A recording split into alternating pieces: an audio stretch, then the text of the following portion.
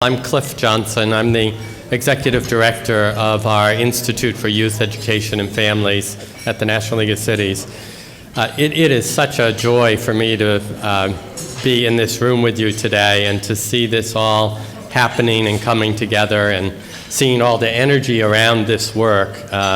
There was a long stretch of time during the course of 2014 where this was just ideas and schemes and sometimes felt like wishful thinking, great conversations with Margaret at Children and Nature Network and with Mayor Chris Coleman and Mayor Ralph Becker, and thinking that there was something really here that was really exciting, but not quite sure how we could put it all together, and even more challenging, not quite sure how we could secure the resources to pull it off.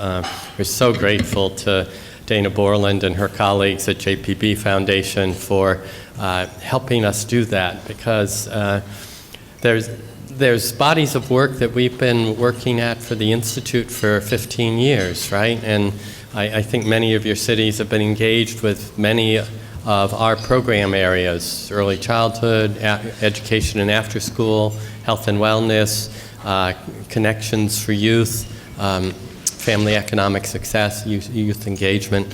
So a pretty broad portfolio.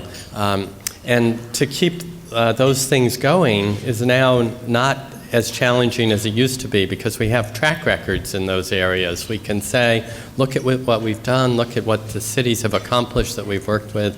It's so much harder to have this brand new idea in a new program area because it really requires someone on the philanthropic side to take that leap of faith and to believe in the idea with you, even though you can't point to something and say, yes, we've already done it, we've already figured it out. So it's really very exciting to be at this place. I really hope we do a ton of this kind of convening. This is always the best when people can share their successes, but also to be honest and engaged and vulnerable about their challenges and their difficulties, the problems, the things that have been tried and have not succeeded.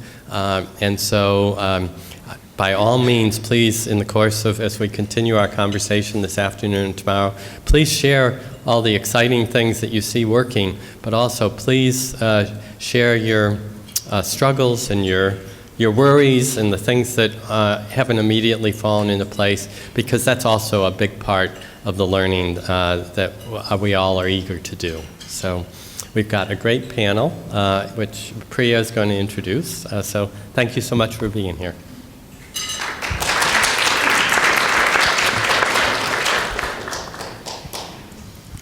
All right, we're very privileged today to have some youthful voices join us in our conversation, which helps us to complete any discussion of children and nature, is to have some young people here to share their perspectives and their own personal experiences. One of the fundamental hypotheses of this work is that these personal connections and experiences to nature are critical in cultivating future outdoor leaders and environmental stewards. And I think you'll hear through their words and their experiences that these young people really exemplify those types of experiences and values. Our facilitator himself is also a great inspiration to many of us and may not need too much introduction. Juan Martinez is the Director of Leadership Development and the Natural Leaders Network at the Children and Nature Network. He has a great passion for empowering youth. This led him to direct the Sierra Club's first Environmental Justice Youth Leadership Academy in Los Angeles. I'd like to tell you a little bit about our panelists before I hand it over to Juan. We are joined by Fatee Xiong, who is a student at Edison High School in Minneapolis. He joined an outdoor club at his school and started experiencing nature in the Twin Cities through day and after school events. And then last summer, his outdoor club had a chance to trek to Yellowstone National Park. Now he's back in school and remains an active member of Edison's outdoor club. To his left and to our right is Andrew Gale. Andrew grew up in Ohio and went to Bowling Green State University to study public policy and administration. And during his summers in college, he leads camps in Colorado on National Park Service land. And this past summer served as a seasonal interpreter on the north shore of Lake Superior with the U.S. Forest Service. He's now interning with Wilderness Inquiry and on their development team and helping to raise money to connect children to nature.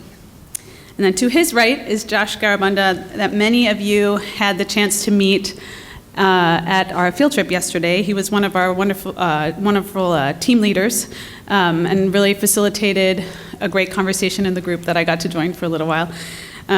You'll also have a chance to talk to him more this evening, as he'll be leading a walk along the river at the end of the day. He has a love for the outdoors that permeates his actions and all his relationships. More than a decade ago, he began joining Wilderness Inquiry trips and has since led hundreds of trips around the country. I don't know if you have been noticing, but I've been seeing a lot of those photos that were up there behind Greg when he was speaking involved Josh. His favorite place to lead, though, is on the Mississippi River. Many participants know him as Brother Wilderness. And he has been involved with Outdoor Afro, the St. Paul Fire Department, and is a Knowles alum and an REI Outdoor School instructor. With that, I will hand it over to Juan.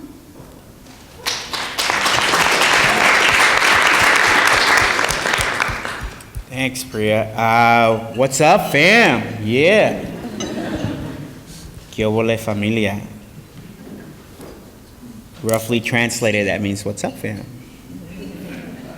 I am really excited to be here today. This is the first Cities Academy that I get to participate in. I know many of you have heard about the Natural Leaders Network, which is supported in large part by the U.S. Fish and Wildlife Service, the REI Foundation, and I know we might have an REI crew here.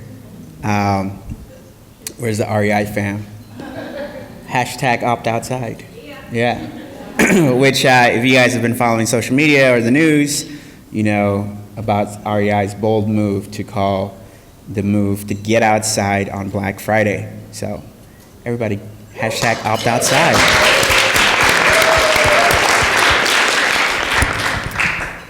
In 2005, Rich wrote the book. I did not know Rich. It was just another book to me. Last Child in the Woods sounded like a nice title. I grew up in South Central LA. Through a high school program, a gang intervention program, I got the opportunity and got an ultimatum that said either I stay in detention or I go to this thing called Eco Club. And in Eco Club, the only thing I wanted to do was grow jalapenos. Because jalapenos to me represented my family, my mom, my culture. And that's the only thing that kept me going back. What I didn't realize is that they tricked me. Because then I started to worry about photosynthesis. Then I wanted to go back to school. Then I wanted to apply science in a meaningful way that mattered to me. Later on, fast forward, I got to do a bunch of stuff, got to be poster kid. I was bald-headed, cholito looking. You look at the movies, you think about that, what you see today, and a little, she wouldn't take full credit for how I look today, but when I look good, my wife is responsible for that. She also happens to be a park ranger, Latina from Texas, that's got her start in Kenai Fjords in Alaska.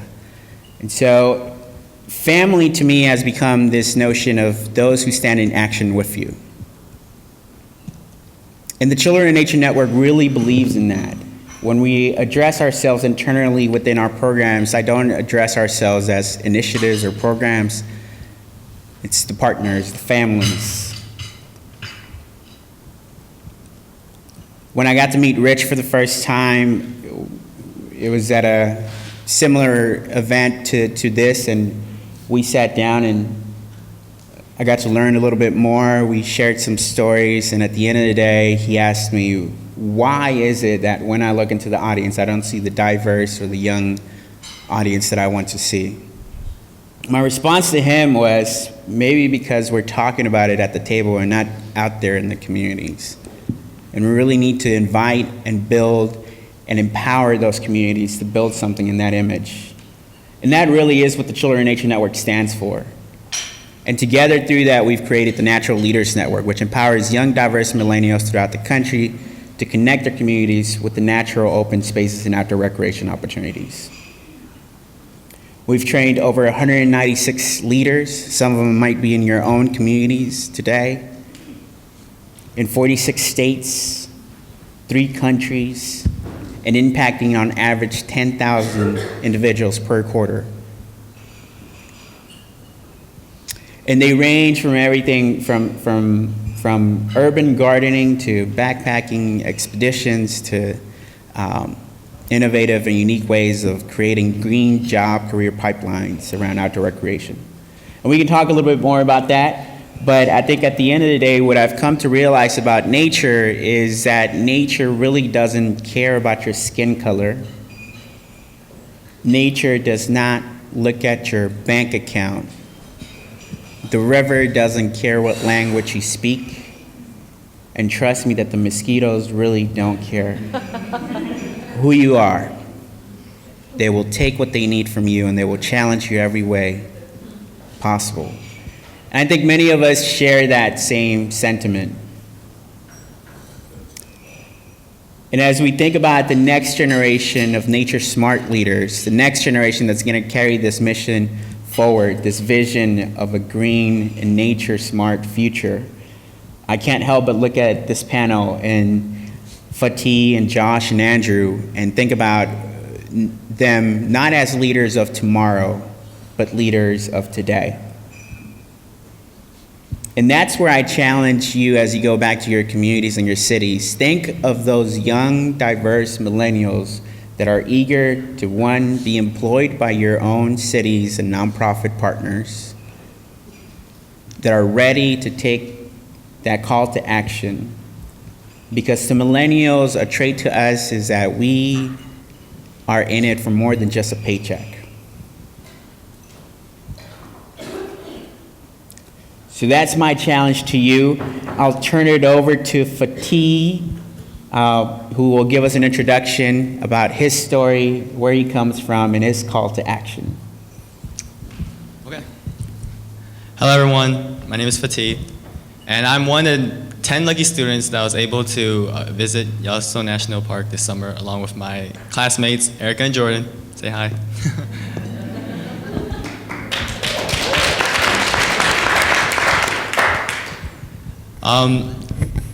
Over the summer, we went to Yellowstone, and all of it was only possible thanks to the Wilderness Inquiry and the Harriet Spencer Endowment for funding the trip.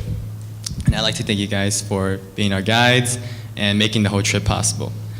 And I feel like I've always been connected with nature, and I've always been fascinated by it. When I was young, I remember going to Yosemite National Park and seeing the El Capitan rock and thinking to myself, I would really love to climb that rock one day.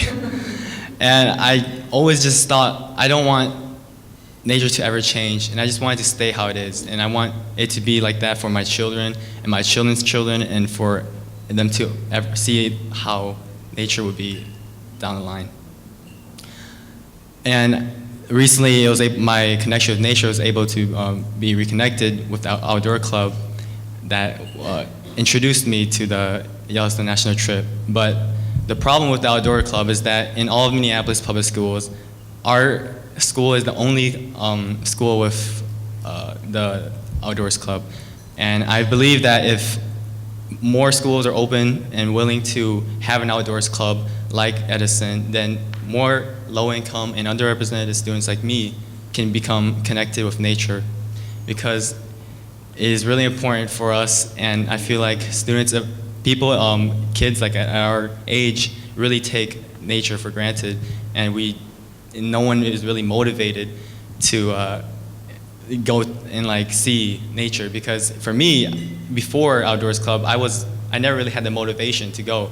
But if I'm with my friends and they're going, then I'll have a reason and I'll be more motivated to go with them. So if all schools are just able, or in the Minneapolis or even St. Paul, have Outdoors Club, then I believe that will help students like myself become connected with nature. And I believe that students like us, young adults like us, could help this spread of wanting to be connected with nature would be through social media.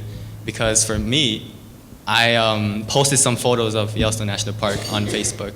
I was standing next to Old Faithful and looking out to Yellowstone Lake, and some of my friends commented saying, how did you get part of that? And how did you even do that? Like, where'd you get the money? And I told him all about the opportunities that the Wilderness Inquiry helped us, and the Harriet Spencer Endowment paid for the whole funds, and it was really possible, and all you had to do was just be motivated and want to go. And then I feel like through social media, I attracted my friends to want to be able to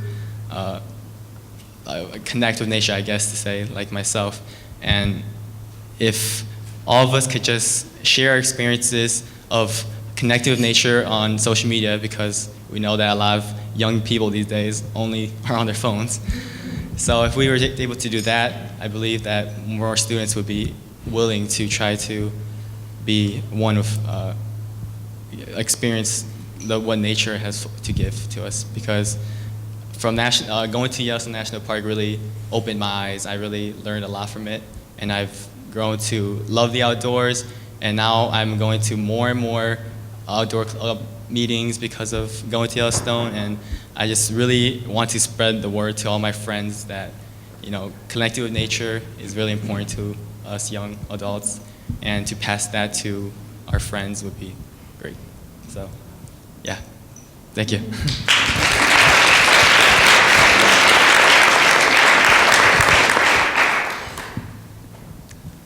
So, I grew up in Toledo, Ohio, and in Toledo, one of the things growing up is that the water quality in Ohio, in that area of Ohio, there's a lot of hesitations. You grow up going to parks and you constantly see warnings about the water, and so between that and just lack of community events held at the parks, local parks I really didn't use much growing up. It wasn't until middle school that I was able to ride my bike, whether my parents wanted me to or not, up to the local park, and I was able to just escape into the woods and sit, and there was a quiet and calm there. And I was able to look at a leaf, then it has veins, and there would be a bug on that leaf. And I started noticing these things, and then I could correlate that with what was in school that we were learning in science. And it was just a really interesting point in my life that I started appreciating these things. And although we didn't use local parks much, I was grateful. I had a wonderful family that was able to travel a little, and we experienced places like the sand dunes in Michigan, and I really came to grow into these places, and I just wanted to be there all the time. And I kind of thought about what it was that they brought me, and it was this, I phrase it as beauty and simplicity, but what I've come to realize is that it's kind of just breaking down barriers, and that the simplicity of being outside is that it doesn't matter who you're with, but you're building relationships, you're learning from the environment around you, and there's just so many benefits that we can't even think about. But I grew, and I knew that I wanted to hand this off to other people, other friends. And as I started out an education major, that was the first time that I really started noticing that, hey, not everyone gets into the parks as frequently as I did. So as I grew in college, then moving into public policy field and looking at the differences in who uses our public lands and wilderness, and spending time in Colorado in Estes Park, there's a number of kids up there who their families don't want to pay for the National Parks Pass, so they don't spend much time on the land at all. They don't experience it. And all of these came together to me to really understand that this is something that's important, and this is something that needs to be addressed. So one of the cool things that I've done is I've been blessed to be able to go to Colorado and spend time working for YMCA of the Rockies, who, after my second summer, partnered with the National Park Service. They had always done programs, hiking and things, but they partnered with the National Park Service, which just granted them a whole other resource for their camps. And they do local as well as vacationing camps. So you're reaching all of these kids in great ways, and they extend that into the spring and fall as well. So that's some progress and a partnership that was formed that is just critical and able to help people experience these places in such beneficial ways. And then going up to the Forest Service on the North Shore, that was a wonderful experience. But it's interesting to me kind of understanding from their side of it, the education aspect and how I really, really hope that they can continue expanding it and growing. In the fall, we do a program that my supervisor was a part of with Wilderness Inquiry in Duluth. And seeing these things and the excitement that he has for them, these partnerships, what I've come to understand, are really core to being able to feed these community events and getting people outside and engaged. So continuing with that, in Toledo, just recently they've launched a recreation program and they've launched some great outdoor programs through that, but partnerships are critical, and that's one of the things that I hope to continue growing, is these partnerships that are allowing us to sustain outdoor activities for urban youth. Thank you, Andrew.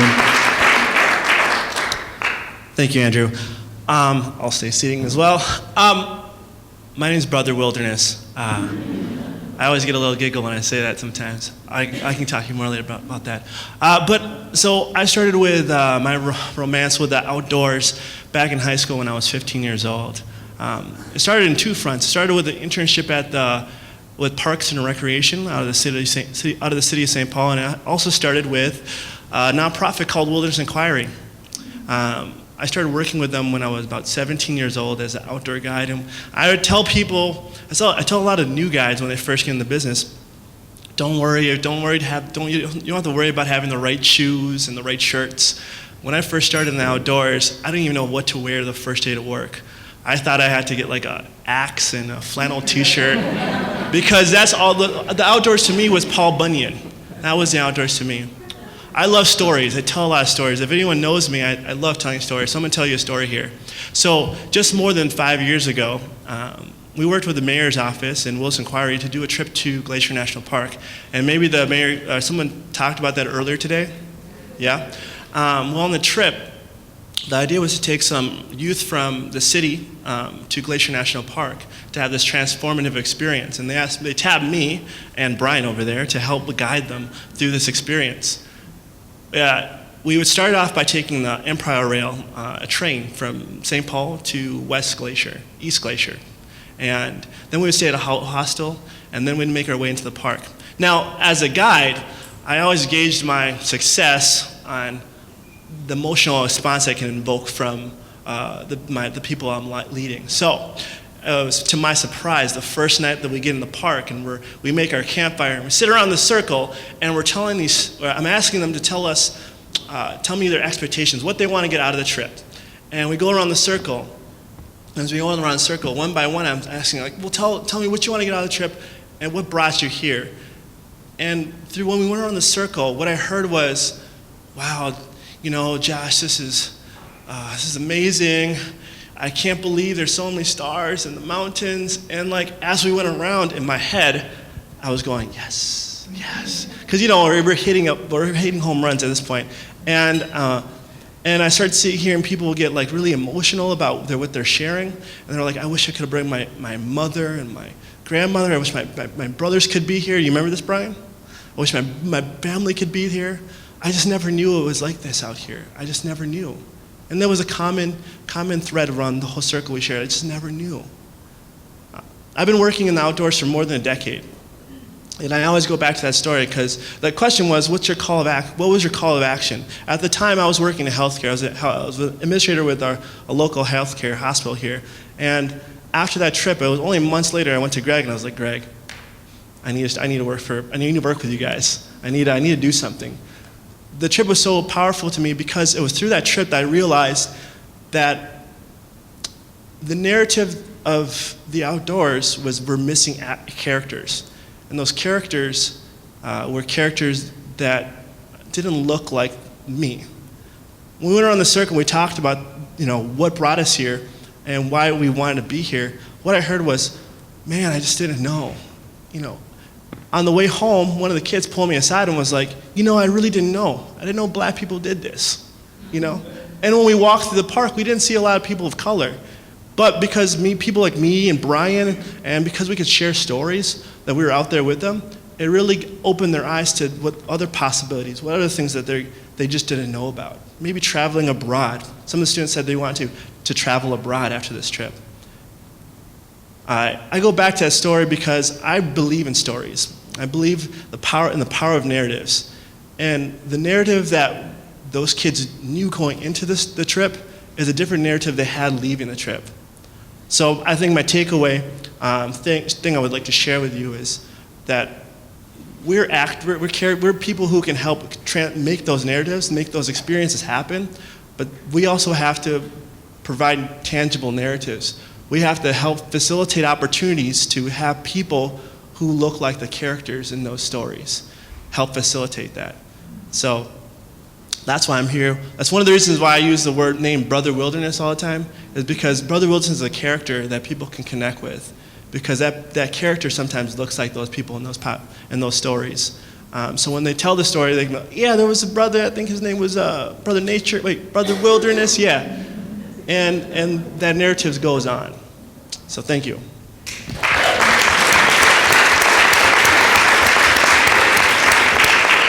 Thanks, Josh. So recapping here and looking at the time, we have about 15 minutes for questions, and I'll just recap it here a little bit. Just in case you're on social media, and I see some of you are, follow hashtag City Kids to Nature, right? City Kids to Nature right there. And what I've told these guys is to check out social media. If there's a burning question that you don't get answered, they'll try to answer some of that stuff over Twitter. So I'll open up for questions as we recap. Fatee, one of the things that you said was outdoor clubs is really important in your community, and how being present and meeting people where they are at the schools was important. Use the social capital. Peer pressure works. If your friends are there and you're comfortable going out there, more than likely you'll be able to get more young people out there. Andrew, partnerships are important. Collaboration is important and critical. Understanding the value of nature and those experiences, such as paying for a park pass, is important for families to incorporate that. Josh, there is no such thing as the wrong year, even if it means getting an X.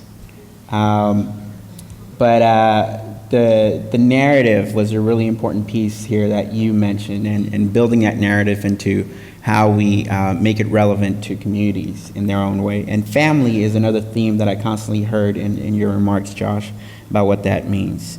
So a follow-up question, I'll give two questions here for you guys.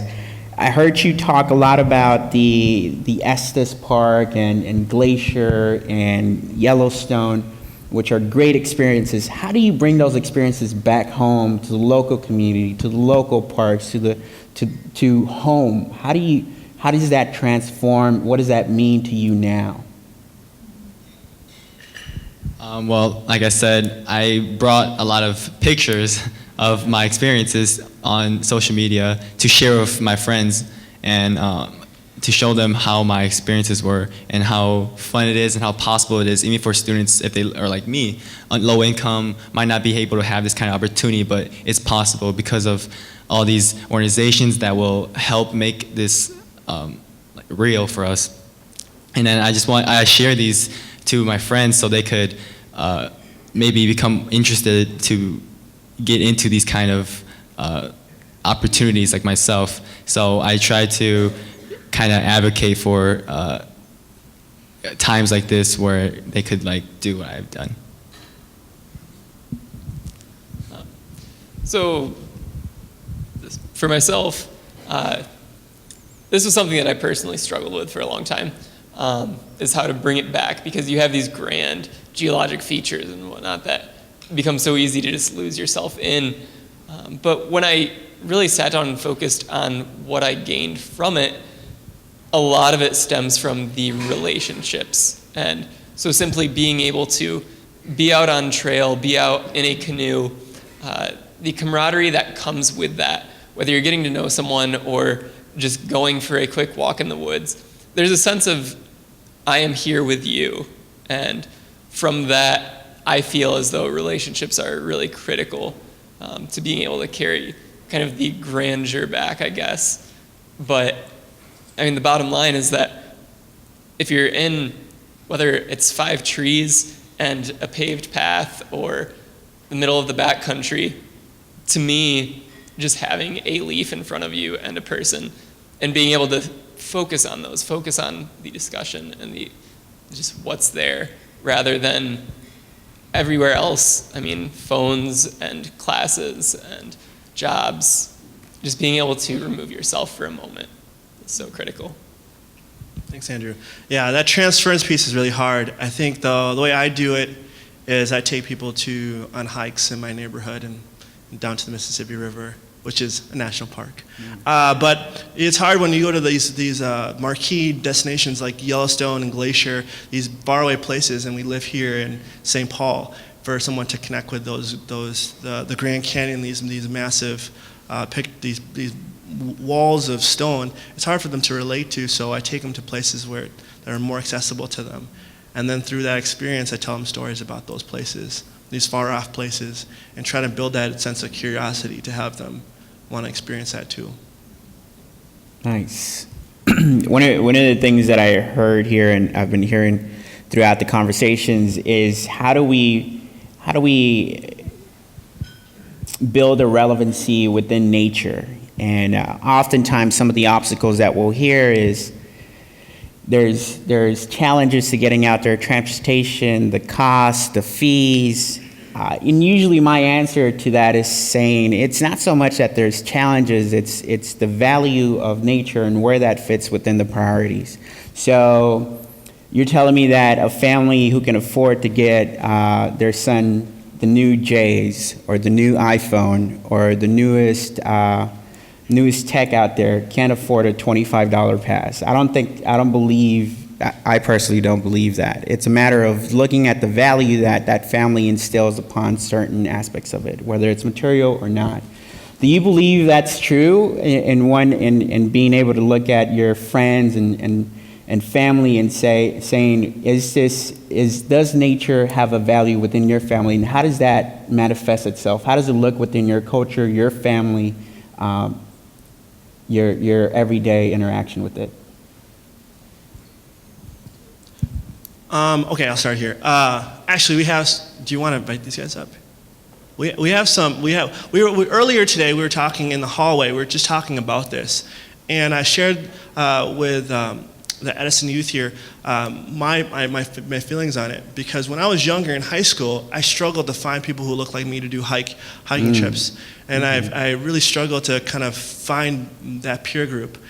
So the outdoor club helped facilitate that for me, because it was one place I knew if I said something like, "You want to go for a hike?" I wouldn't be laughed at.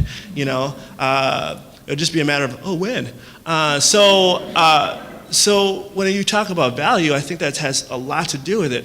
We don't have value in it because I feel as though the community that I came from, we didn't know people who were doing those activities. It was foreign to us. It was not our space. Although the national park was in our front yard, we didn't take ownership of that place, and so we didn't go to that place. And so it was a hard ask to say, "Hey, you want to go to this national park with me and go for a hike?" It was more like, "I don't know if we should be there," So to me, I totally agree with that. It's a thing of ownership, and some communities don't feel like they own it because they don't see themselves reflected in the literature and the stories. They don't see themselves as characters there. Yeah. I guess personally, kind of going a little bit off of that is where I see the local partnerships. I guess in Toledo, it was only last year that they really started doing a lot, and they were able to get people from Toledo who had, whether working outdoor education in Ohio or out west or whatever, they were able to bring them in, and they had grown up right there in the city, and they had those experiences. And I think that is part of that connection that is really critical, and I certainly value that connection. That's necessary. And so it's, to me, how can we build those connections again and continue expanding that?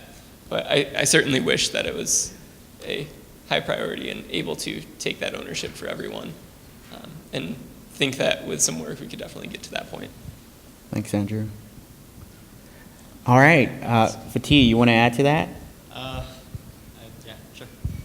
I'd like to add on to what Josh was saying, how the value of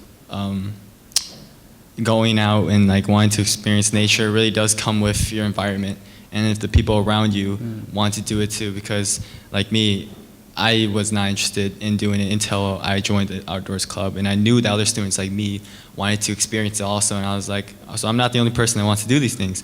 And I was able to familiarize myself with the group that I was in and know that doing these things were normal and that it was possible. So if the value of this really does come a lot from who you're with and your surroundings. Great point. Thanks, Fatee. So I'll open it for a couple of questions from the audience. Anybody have a burning question? Here in the back, I see the first hand up. Before I ran for city council, and I still do that. I'm a school social worker. And when you said, I think it's important, and I'm curious, I guess my question is, what do you think about this comment? But the comment I have is, when you said it was a place where people didn't laugh and make fun, I think adults sometimes will roll something out, and if kids laugh at it, they say, oh, we have to make the teens happy. And sometimes we need to challenge them. Why are you laughing at that? Why are you making fun of that? Let's talk about this. Sit down and let's try this. And sometimes, like I ran a rec center where I was in charge of things. Sometimes I would say, okay, I get you don't like it, but guess what? It's part of the program. We're going to do certain things. And then down the road, kids would have that experience, because I think it's important to take the pressure off kids like you who have a variety of things that you're interested in. Just because other people don't see that as something that you should be interested in, the adults shouldn't buy into that. The adults should challenge those kids that are laughing and set that environment of, we're going to open our minds a little bit here, is what I think. Do you think that? What do you think about that, and what was your experience with adults, and what would you have told the adults to do, from your vantage point now, what would you say to tell the adults to do differently? See, there was a question in there. Or is that to all of us?